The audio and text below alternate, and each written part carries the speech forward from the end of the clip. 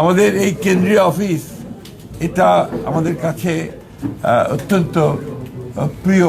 আমাদের এই অফিস, কারণ এখান থেকে পরিচালিত হয়েছে গণতন্ত্রের উত্তরণের সংগ্রামের সমস্ত আন্দোলনগুলো, এবং এই অফিস থেকেই আমরা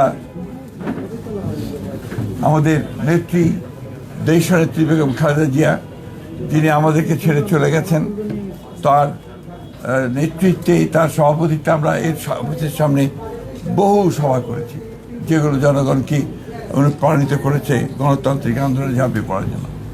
আজকে খুব কষ্টের সঙ্গে আমাদের স্মরণ করতে হয় যে আমাদের সেই মহান নেত্রী, যিনি আমাদের বাংলাদেশের সামগ্রিক গণতান্ত্রিক আন্দোলনে সবচেয়ে বড় ভূমিকা রেখেছেন, নেতৃত্ব দিয়েছেন, এবং গণতন্ত্রকে আমরা ফিরে পেয়েছি বারবার। 91 সালে সেই 89-এর গণ আন্দোলনের সময় তিনি নেতৃত্ব দিয়েছেন, 91-তে সরকার গঠন করেছেন, পরবর্তীকালে 96-তে এবং তারও পরের প্রত্যেকটি আন্দোলনে তিনি নেতৃত্ব দিয়ে গণতন্ত্রকে প্রতিষ্ঠা করার জন্য তিনি কাজ করেছেন, এবং তাকে সেই জন্যই আমরা বারবার স্মরণ করি। এবং আমি যে বিশ্বাস করি যে দেশনেত্রী বেগম খালেদা জিয়া শুধু বাংলাদেশ নয়, আমাদের এই এশিয়া প্যাসিফিক অঞ্চলে গণতন্ত্রকে প্রতিষ্ঠার জন্য যে সমস্ত নেতারা নেতৃত্ব দিয়েছেন, তাদের মধ্যে নিঃসন্দেহে অন্যতম। আমরা তার চাই যে আল্লাহ তাআলার কাছে প্রার্থনা করি যে তাকে যেন বেহেশত নসিব করা হয়, তার রুহের মাগফিরাত কামনা করি। আমরা এখন নতুন এক বাংলাদেশের জন্য কাজ করছি, স্বপ্ন দেখছি। আমাদের নেতা, আমাদের তরুণ নেতা, আমাদের দলের চেয়ারম্যান এবং বর্তমান প্রধানমন্ত্রী তারেক রহমান সাহেবের নেতৃত্বে, এবং অতি অল্প সময়ের মধ্যেই তিনি যে দেশের মানুষের মধ্যে যে একটা অবস্থান করে নিয়েছেন, যে তিনি কাজ শুরু করেছেন এবং কাজ করবেন, এবং তার বিভিন্ন কর্মপদ্ধতিতে সেটাই প্রমাণিত হচ্ছে।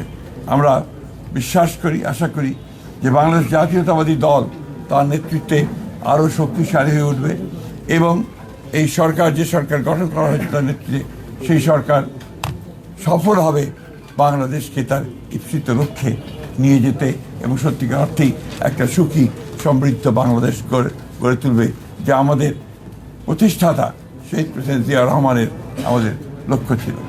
আমরা আশা করব যে আমাদের বাংলাদেশের সব মানুষ আমাদের দলকে সহায়তা করবে পূর্বের মতো সবসময়।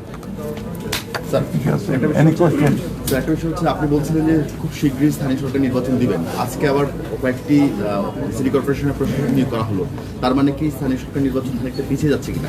না, স্থানীয় সরকার নির্বাচনের বিষয়ে কত নিয়মকানুন আছে তো সরকারি এবং যে প্রথাগুলো আছে সেগুলো কতগুলো মেয়াদ আসছে, কতগুলো মেয়াদ শেষ হয়ে গেছে, সবগুলোকে এক জায়গায় নিয়ে এসে আমরা সরকারের তরফ থেকে একটা সঠিক সময়ে এই নির্বাচনগুলো দেওয়ার ব্যবস্থা আমরা করবো। তবে নিঃসন্দেহে এই নির্বাচনকে প্রাধান্য দেওয়া হবে। এটা তো আপনার পার্লামেন্টের সিদ্ধান্ত হবে, আপনার যেটা হওয়ার পার্লামেন্টের। এটা তো আমরা সবসময় জানি যে তাদের জনগণের সঙ্গে সম্পৃক্ততা থাকতে হবে, রাজনীতির সঙ্গে সম্পৃক্ত, দলের সঙ্গে সম্পৃক্ততা থাকতে হবে। আমাদের দলের পক্ষ থেকে যারা দলের সঙ্গে সম্পৃক্ত আছেন তাদেরকে প্রাধান্য দেওয়া হবে।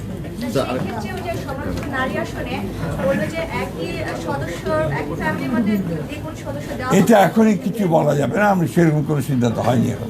আরেকটা বিষয় হচ্ছে, অনেক জায়গায় আওয়ামী লীগের অফিসগুলো খোলা হচ্ছে, অনেক জায়গায় এটা আমরা চাইনি, এবং আমরা যেহেতু আপনার আইনগতভাবে বলা আছে যে তাদের কার্যক্রম নিষিদ্ধ, সেইভাবেই এটাকে দেখা হবে সব জায়গায়। জি, আর কিছু এনিথিং এর তাড়াতাড়ি করে, আমার একটা মিটিং আছে খুব জরুরি। Please, thank you.